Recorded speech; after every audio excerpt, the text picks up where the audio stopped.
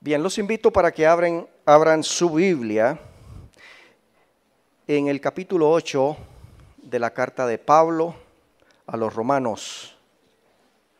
En la carta del apóstol Pablo a los romanos, en el capítulo 8.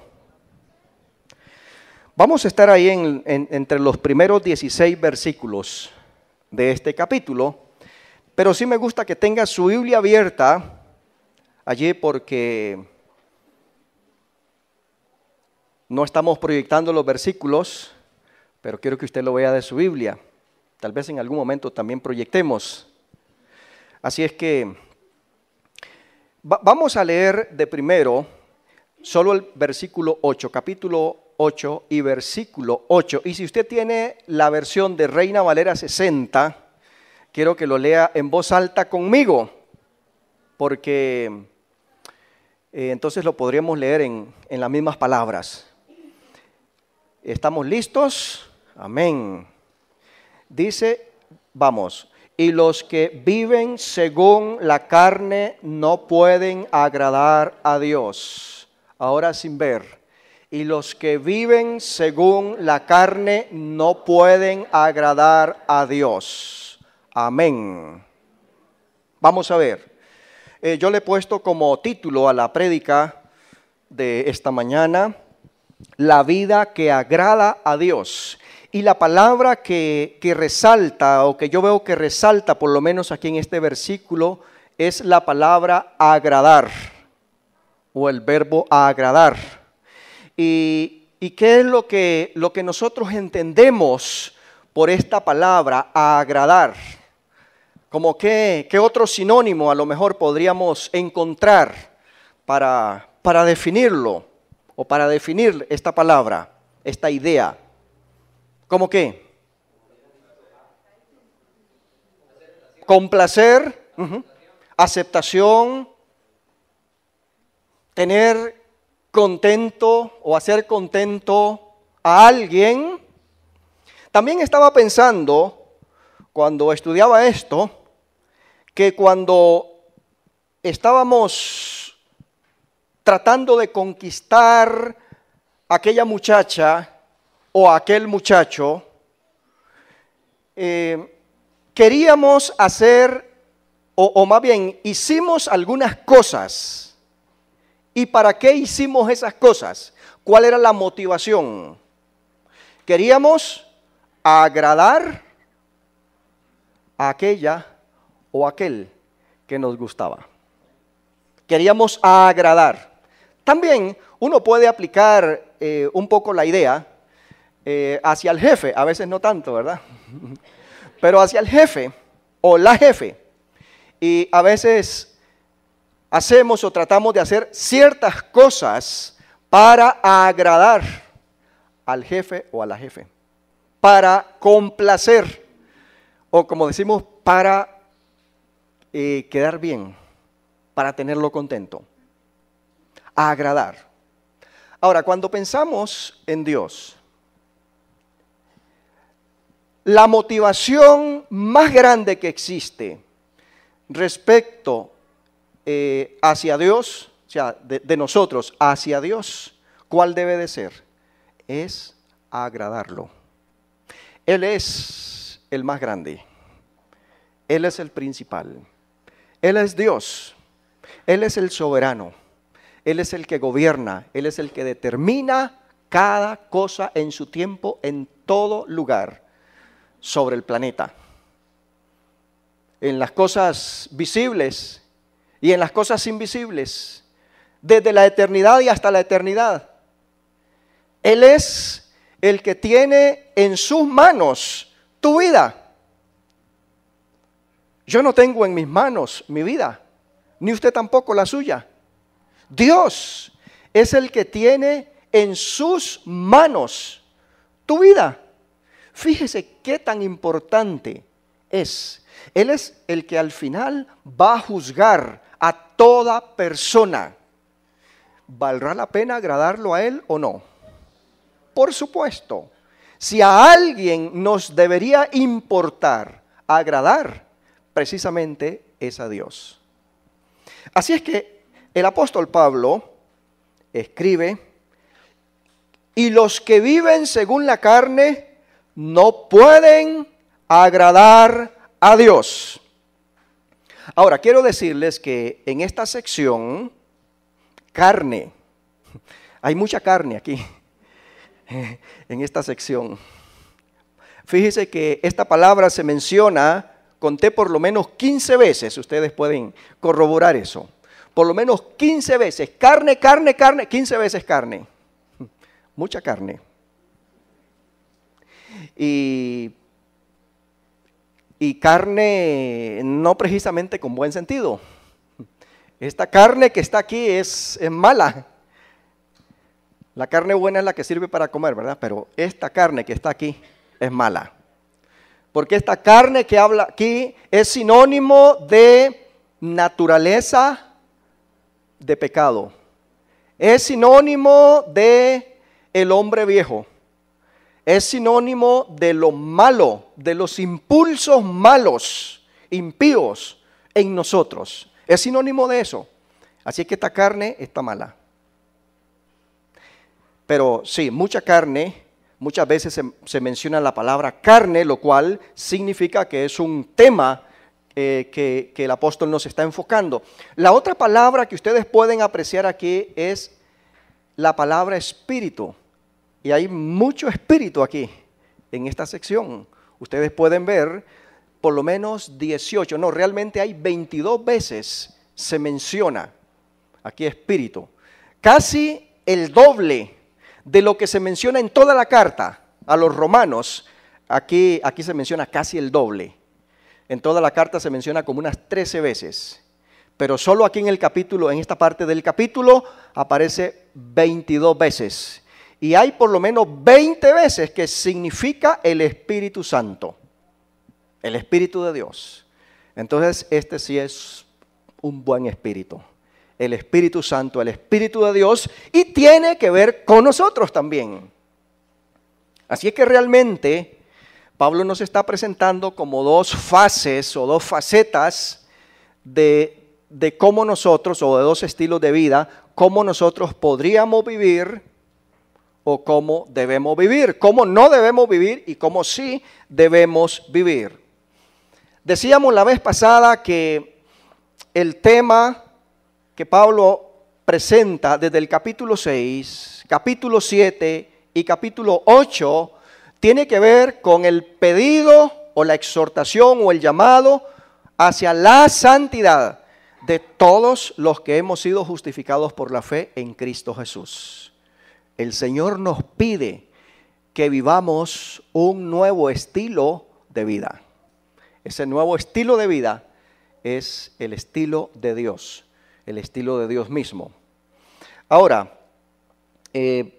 para la presentación aquí tengo tres puntos, y la vida que agrada a Dios, decía, empieza por estar en Cristo.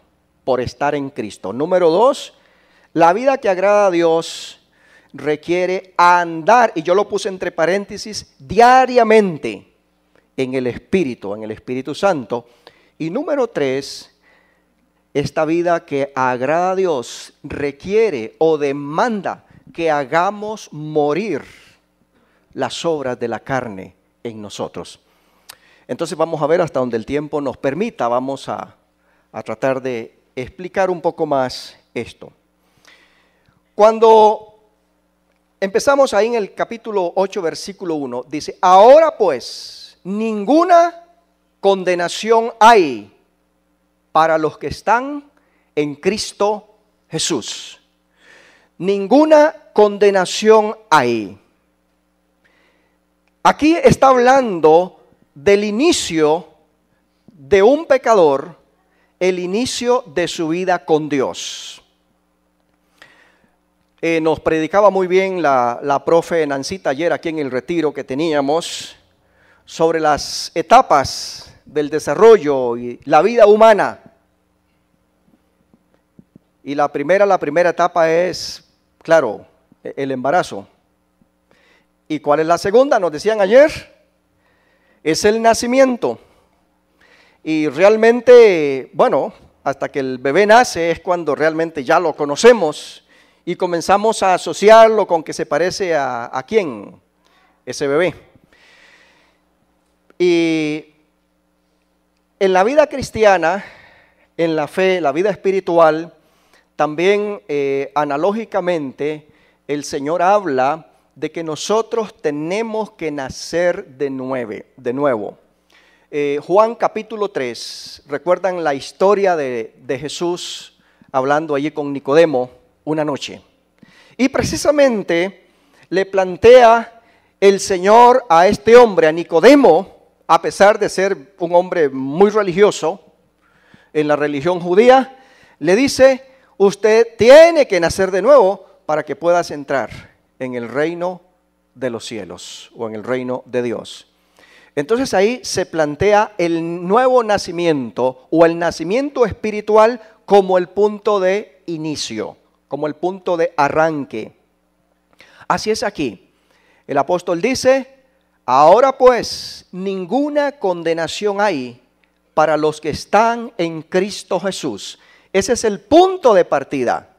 Nosotros empezamos por poner nuestra vida en Cristo Jesús.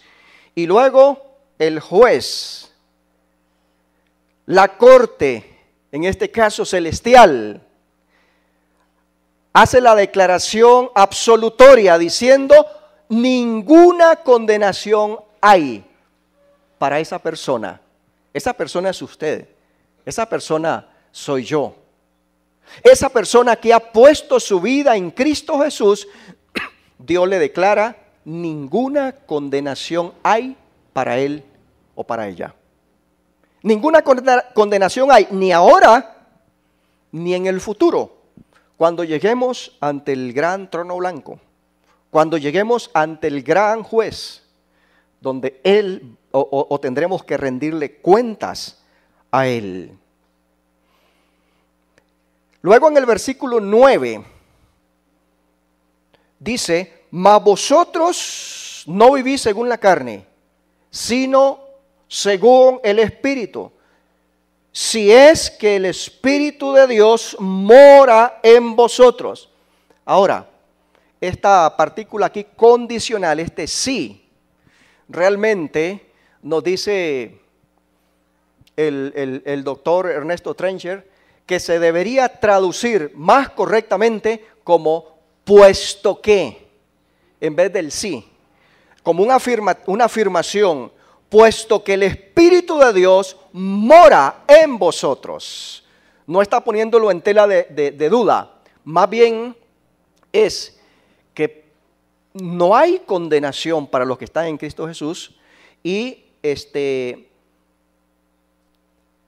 más bien es, mas vosotros no vivís según la carne, sino según el Espíritu. Si es que, o puesto que el Espíritu de Dios mora en vosotros. Ahora, noten la última parte. Y si alguno no tiene el Espíritu de Cristo, no es de él. También la frase Espíritu de Cristo es lo mismo que Espíritu de Dios, es lo mismo que Espíritu Santo, para que no nos confundamos allí. El Espíritu Santo hace un trabajo extraordinario. Realmente nosotros no pudimos convertirnos a Cristo a menos que el Espíritu Santo hubiese trabajado en nosotros. A menos que el Espíritu Santo nos hubiera convencido de la necesidad de Dios, de la necesidad espiritual. Realmente el Espíritu Santo fue el que nos redarguyó, nos convenció de nuestros pecados, consecuentemente de esa necesidad de Dios. Ahora, el que no es de Cristo, entonces no tiene el Espíritu de Cristo, entonces esa persona no es de Cristo. Mejor dicho, esa persona no es un hijo de Dios.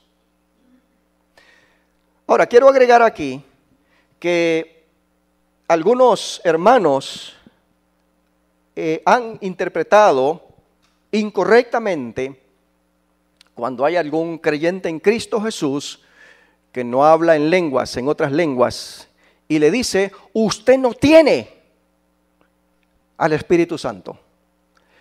Eso que está diciendo, eso es incorrecto bíblicamente. Porque ¿qué es lo que la palabra nos enseña? Lo que la palabra nos enseña es que el Espíritu Santo viene a la persona a partir de la conversión. Bueno, nos trabajó desde antes de la conversión para que llegáramos a Cristo. Y luego, una vez que nos convertimos a Cristo, realmente Dios lo que hizo fue poner su marca. ¿Y cuál es la marca que tiene el creyente, la creyente? ¿Cuál es la marca de Dios que tiene en su vida? Lo que tiene la marca se llama el Espíritu Santo, como en Efesios 1:13 y 1:14. Y esta marca está allí, se queda ahí con nosotros. ¿Sabe hasta qué momento? Hasta el día de la redención, es decir, hasta el día de la segunda venida de Cristo, esa marca está ahí. Ahora, quiero decir que creo en que el Espíritu Santo da lenguas. Claro, y personalmente me las ha dado. Y sé que a muchos de ustedes también. Nada más para decir que si un creyente no habla en lenguas, no significa que no tenga el Espíritu Santo. Claro que lo tiene. Si es un creyente genuino, nacido de nuevo, tiene el Espíritu Santo según la enseñanza de la Biblia. Ahora veamos el versículo 16. Ahí mismo, el versículo 16. El Espíritu mismo, ¿qué hace? Da testimonio a nuestro espíritu de que somos hijos de Dios. Aquí hay otra verdad muy importante que declara acerca de la seguridad suya en Dios. ¿En qué consiste esta seguridad? Es que el Espíritu Santo también le avisa en su espíritu, no es una cosa de oído. Ese aviso no entra por aquí, ese aviso entra por aquí, entra al espíritu suyo, al espíritu mío. ¿Y qué nos dice? ¿Qué nos avisa? Usted es hijo o hija de Dios. Eso. Yo no sé si usted ha sentido ese aviso. ¿Alguna vez lo ha sentido? Hay gente que dice que nadie puede saber que es salvo o nadie podrá saberlo hasta antes de su muerte. Hasta antes de encontrarse con la eternidad, de encontrarse con Dios. Hasta en ese momento. Oiga, le digo la verdad, me daría miedo estar en esa posición. Me daría mucho miedo. Porque si algo te da seguridad, confianza, bueno, la verdad es que yo nunca he estado tan cerquita de la muerte, por lo menos que me haya dado cuenta, como algunas personas sí. Y lo que dicen esas personas es que lo más crítico es, cuando uno está muy cerca o cree que está muy cerca de la muerte, lo más crítico es la inseguridad de que si te morís en ese momento, ¿para dónde vas? ¿Qué rumbo vas a seguir de ahí en adelante? Ese es el punto más crítico. Hay varios puntos críticos, pero ese es tal vez el principal. Pero qué lindo es que usted y yo podamos vivir con confianza de que ahora soy hijo de Dios, que ahora usted es hija de Dios. Y le digo, hermano y hermana, que eso es algo que usted debe de tener en su vida. La cosa no es que usted le pueda decir al Señor en aquel día, Señor, es que yo iba a la iglesia tal, ¿usted se acuerda? De hecho, el Señor ya lo sabe, no tiene ni que decírselo. Pero ese no es el punto. El punto es que el Señor le diga, sí os conozco.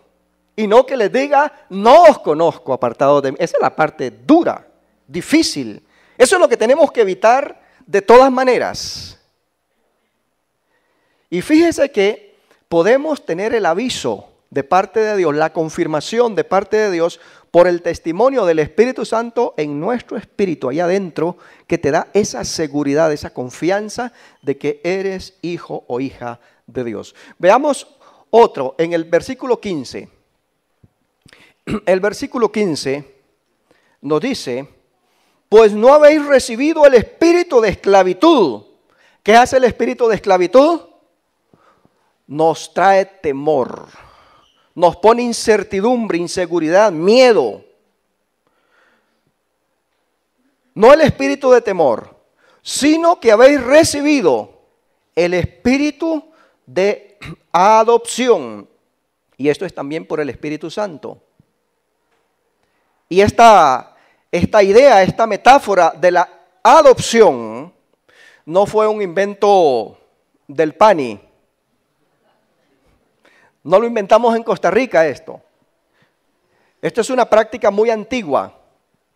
Los romanos practicaban mucho la adopción. Inclusive se dice de personas adultas para hacerlas herederas. El apóstol Pablo también en Gálatas usa un poco esta metáfora de la adopción. Pero la adopción básicamente y muy significativamente lo que quiere decir es, al venir a Cristo Jesús, poner su vida, tu vida en Él, ahora tenés otro papá. Eso es. Ahora tenés otro papá, cambiaste de papá. ¿Cuál era tu papá anterior? Y la Biblia dice cuál era. Y ni nos gusta mencionarlo tan siquiera. Es tan feo, tan repugnante, tan odioso, que no queremos ninguna relación con ese papá. ¿Saben cómo se llama? El diablo. O Satanás, cualquiera de los dos nombres. Y esto les parecerá medio raro y medio crudo, pero Jesús le dice a los judíos, ustedes son hijos de vuestro padre el diablo, porque sus deseos quieren ustedes hacer. Y les pone un ejemplo. El diablo ha sido homicida desde el principio. Claro, cuando provocó el homicidio ahí entre Caín, a Abel más bien por manos de Caín, y luego otra cadena más, y hasta el día de hoy sigue haciendo muchos homicidios que nosotros vemos por las noticias, muchos homicidios. Y entonces Jesús les dice, ustedes me quieren matar a mí. ¿De quién es ese espíritu? ¿De dónde viene esa intención? De vuestro padre. ¿Cómo se llama vuestro padre? El diablo. Nosotros hemos cambiado de padre. Qué lindo haber cambiado de padre, ¿no es cierto? Ahora somos hijos de Dios, dice la Biblia. Ahora nuestro papá es Dios. Y fíjese que precisamente en esa misma dirección dice, nos ha adoptado. Ahora somos hijos de. No éramos hijos, pero ahora somos hijos. ¿Cómo llegamos a la adopción? Llegamos a ser adoptados por medio de Jesucristo, por su sacrificio. Pero dice que ahora, por causa de esta adopción, ahora tenemos una nueva relación. ¿Y cuál es la nueva relación?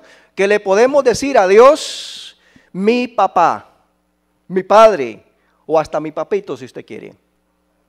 Eso es. Eso es una relación de mucha confianza. Esa es una relación de acercamiento. Entonces, usted no puede reclamar ahora que usted no puede acercarse a Dios, porque sí puede. Puede ser que no quiera, pero sí puede. Usted sí puede acercarse a Dios. Puede acercarse a Dios aquí, puede acercarse a Dios en su casa, puede acercarse a Dios allá en la oficina, puede acercarse a Dios en el camino, en la carretera, mientras maneja, mientras viajas en bus, en avión, como sea, en barco.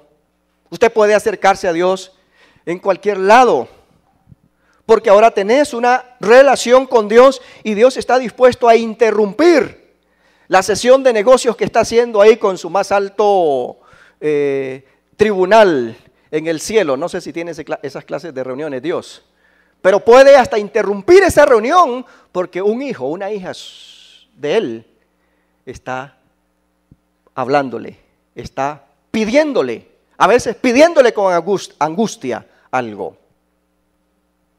Él es capaz de prestarle atención, de atender inmediatamente. Y por eso dice que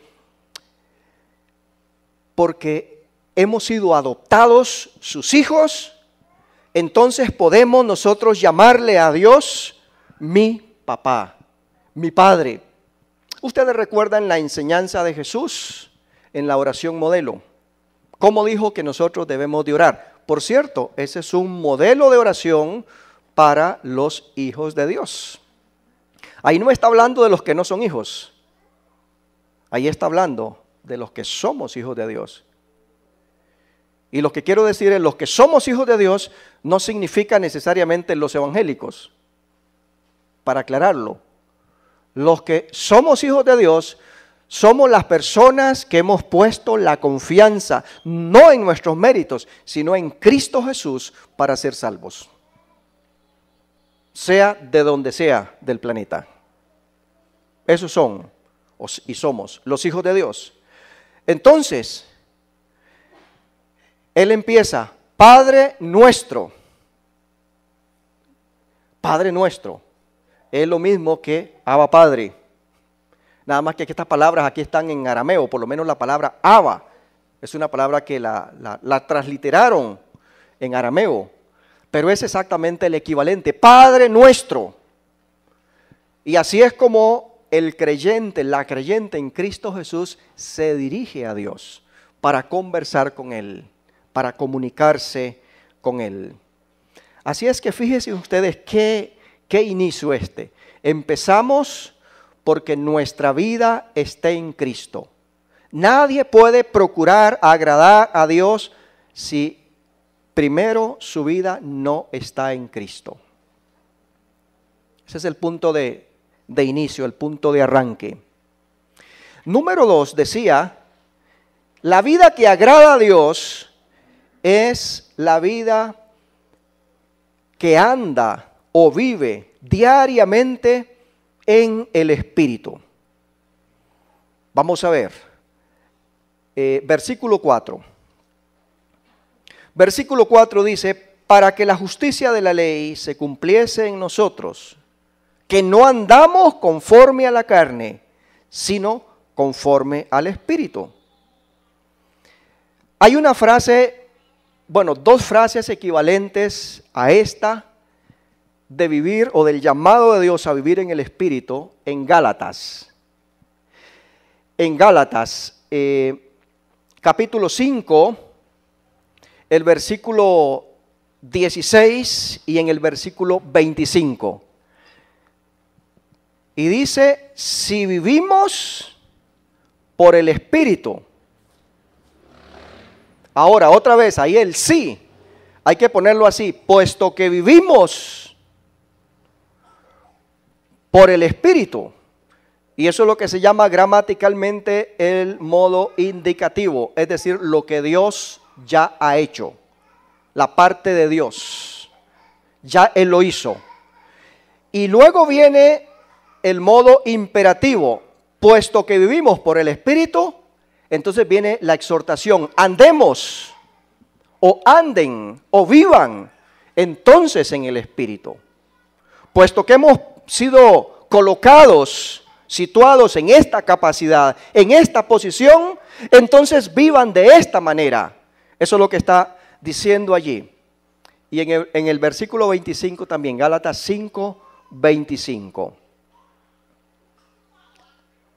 Y podríamos decir tal vez una o un par de cosas aquí de lo que significa andar en el Espíritu. Número 1, versículo 5, es pensar en las cosas del Espíritu. Verso 5, porque los que son de la carne piensan, y yo marqué esa palabrita, piensan, tiene que ver con esto, tiene que ver con tus pensamientos. Mire, lo que uno tiene ahí, eso es tremendo. Hay que revisar qué tenemos ahí. ¿Qué está ahí? En la mente. Los que son de la carne piensan en las cosas de la carne, pero los que son del Espíritu piensan en las cosas del Espíritu. ¿Cómo pensar bien si tenemos problemas todavía con la carne? Estamos en un mundo bien mundano, valga la redundancia, en un mundo pecaminoso, en un mundo que nos anuncia hasta por tele muchas cosas malas. ¿Cómo podríamos nosotros pensar bien? Hay una palabra en Filipenses 4:8 que creo que nos ayuda a entender. Filipenses 4:8, el Señor ahí nos dice en qué debemos pensar. ¿Lo recuerdan? Ayúdenme. Todo lo justo, todo lo verdadero, todo lo honesto, todo lo amable y todo lo que es de buen nombre, como 6 cosas creo. Y si no está en Filipenses 4:8, ahí está. ¿Qué es lo que está diciendo? La mente tuya y la mía no deben ser mentes sin control. Eso es lo que está diciendo. Nosotros deberíamos de ordenarle a nuestra mente lo que debemos de pensar. Si no, la mente se va a ir para donde le da la gana. Por cierto, se va a ir para muy malos lugares. Naturalmente así es. Decía que esto está lleno de carne, sí. Y nuestra vida muchas veces está llena de carne. Así es. A veces abunda la carne en nosotros y escasea el espíritu. Pero ¿qué dice? Los que andan en el espíritu. ¿Qué dice que hacen? Los que andan en el espíritu piensan en las cosas del espíritu. Así que usted tiene que agarrar su mente, ordenarla y traerla, darle órdenes, quiero decir, mandarle. No, mente, usted va a pensar así. No la deje sola, no la deje que se vaya para donde quiera. ¿Usted cree que se puede hacer eso? ¿Sabe por qué sí se puede hacer eso? Dios nos regaló un don. ¿Sabe cómo se llama el don? Se llama el dominio propio. El don del dominio propio, que hay ya y a veces cómo nos cuesta ejercer ese don. El don del dominio propio significa que usted ordena lo que hay que hacer. No necesariamente lo que la carne quiere hacer, sino lo que hay que hacer, lo que dice Dios que hay que hacer. Que eso se llama obediencia en la Biblia. Y ese ordenamiento lo produce el dominio propio en su vida. Y dice la Escritura que Dios nos ha dado dominio propio. Eso dice. Ahora no podemos decir, es que hay una cosa a mí que me domina. Dicen algunos, es que a mí me domina la cólera. La ira me domina. No, usted se está dejando dominar por la ira. Usted puede dominar la ira. Otros dirán, a mí me domina el adulterio. Es que no me puedo resistir. No. Sí, usted puede dominar ese impulso sexual en su vida. Usted puede dominarlo. Y cualquier otro problema. Entonces dice, leímos, los que son del Espíritu piensan en las cosas del Espíritu. Y alguien lo comparó así muy bien. Usted no puede evitar que las golondrinas vuelen sobre su cabeza. Pero usted puede evitar que las golondrinas hagan nido en la coronilla de su cabeza. ¿Qué quiere decir eso respecto a los pensamientos? Usted no puede evitar que un pensamiento inmundo, sexual, malo, horrible, feísimo, le pase por la mente. Es más, le llegue a la mente. Ni siquiera le pase, le llegue. Y está ahí. Está en su mente. Y ni me digan porque quién sabe cuántos le han llegado. Espero que en este momento no le esté llegando ninguno de esos pensamientos feos. Pero a veces hasta aquí en el culto le llegan a uno, imagínense. Son atrevidos. Y ahí están en la mente. ¿Sabe qué es lo que se puede evitar? Que se queden. Usted tiene la facultad de sacarlos de su mente. Puede sacarlos, se los digo porque lo he practicado. Entonces, dice que los que son del Espíritu piensan en las cosas del Espíritu. Ahora, ¿cómo sabe usted qué es lo que el Espíritu Santo quiere que usted piense? ¿Cómo lo sabe? No lo puede leer en el periódico, no sale en el internet. ¿Cómo sabe usted lo que el Espíritu Santo quiere que usted piense? ¿Cómo lo sabes? Bueno, por un lado leíamos Filipenses 4:8. Por otro lado, dice Colosenses 3:16, la palabra de Cristo more. ¿Qué es eso de morar? More en abundancia en vosotros. Habite significa. En abundancia, ¿qué es? Que esté llena tu vida de esa palabra de Cristo. La palabra de Cristo more en abundancia en vosotros. ¿Cómo vas a saber qué es lo que el Espíritu Santo quiere que usted piense? ¿Sabe cómo lo vas a saber? Por la palabra.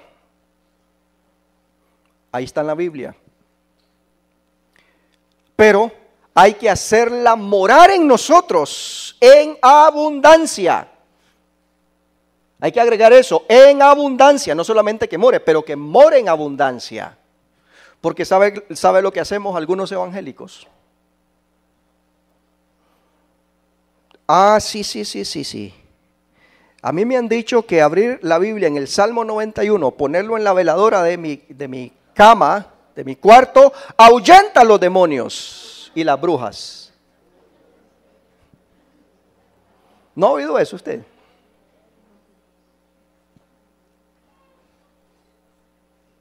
Tengo una noticia para ustedes.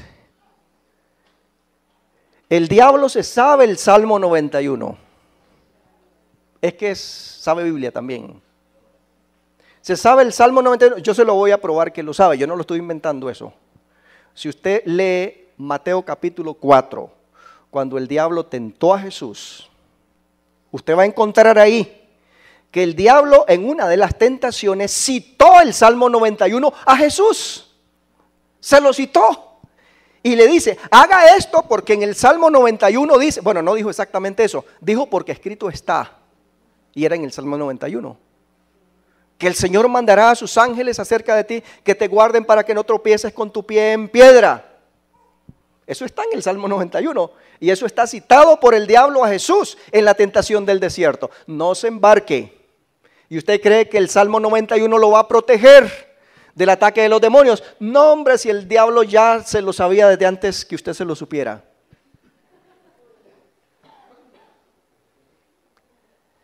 La verdad es que tenemos que llenarnos de esta palabra desde Génesis hasta Apocalipsis, incluyendo el Salmo 91. Incluyendo ese salmo, porque es precioso, realmente es precioso. Pero no se me quede solo en ese. No, son 66 libros que usted debe de conocer, usted debe de leer y hasta leerlo muchas veces. Y entonces su mente, su corazón lleno de la palabra de Dios, usted va a ser capaz de pensar en las cosas del Espíritu y no en las de la carne. Los que son del Espíritu piensan en las cosas del Espíritu. Ay, hermano, hermana, ¿en qué estás pensando? No me lo diga. Pero tienes que pensar en las cosas del Espíritu. Tengo que pararme aquí. Después seguimos. Pero Dios quiere de usted y de mí que le agrademos en nuestra forma de vivir. Es un estilo de vida. La vida en Cristo Jesús es un estilo de vida diferente al mundo, diferente al mundano, diferente al estilo de vida carnal.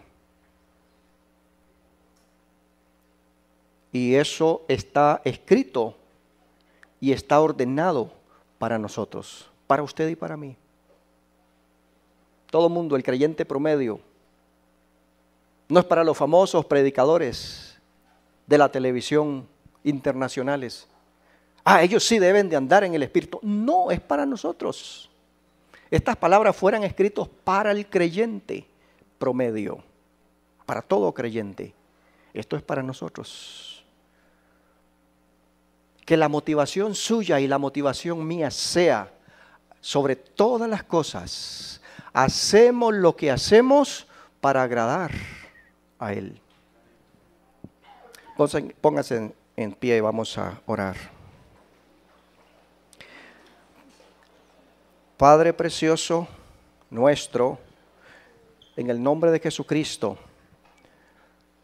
oramos que sea puesta en nuestros corazones tu palabra, que nuestra vida sea llenada con tu palabra más que con cualquier otra cosa, conceptos, filosofías, programas, inclusive tanto tiempo que a veces gastamos frente a la pantalla del televisor viendo pura paja. Y te rogamos, Señor, que nos ayudes para que podamos invertir más tiempo en tu palabra, más tiempo en tu presencia, para que nuestra mente piense según el Espíritu Santo. Bendice a este pueblo, fortalécelo, ayúdalo, dirígelo. En este día, todos los días, protégelo, Señor. Protégelo físicamente, protégelo espiritualmente también. Oramos, Señor, por los hermanos que hoy se van a bautizar dando testimonio públicamente de su fe en Jesús. Y yo quiero en este momento que los hermanos que se van a bautizar vengan aquí al frente, porque queremos orar un minuto por ustedes. Están tomando un paso importante aquí de obediencia al Señor, expresado públicamente, para decir que ustedes están dispuestos a andar en esta clase de vida. Esta clase de vida que es la vida nueva, que es la vida del Espíritu Santo. Y es una clase de vida que agrada a Dios, que va a glorificar a Dios. Es esa clase de vida. Usted extienda sus manos hacia acá y vamos a orar pidiendo al Señor que bendiga a cada uno de estos hombres y mujeres. Padre, en el nombre de Jesús, estamos orando y pidiendo tu bendición, tu ayuda, tu fortaleza para estos hombres y mujeres que están aquí, que muy pronto van a bajar a las aguas del bautismo. Orando, Señor, que la presencia tuya, que el Espíritu Santo esté sobre ellos, bendiciéndolos, ayudándolos, fortaleciéndolos, trayendo tu gozo, tu fuego sobre sus vidas. En el nombre de Jesucristo de Nazaret, esa confirmación tuya de tu agrado, en el nombre de Jesús, bendícelos ahora.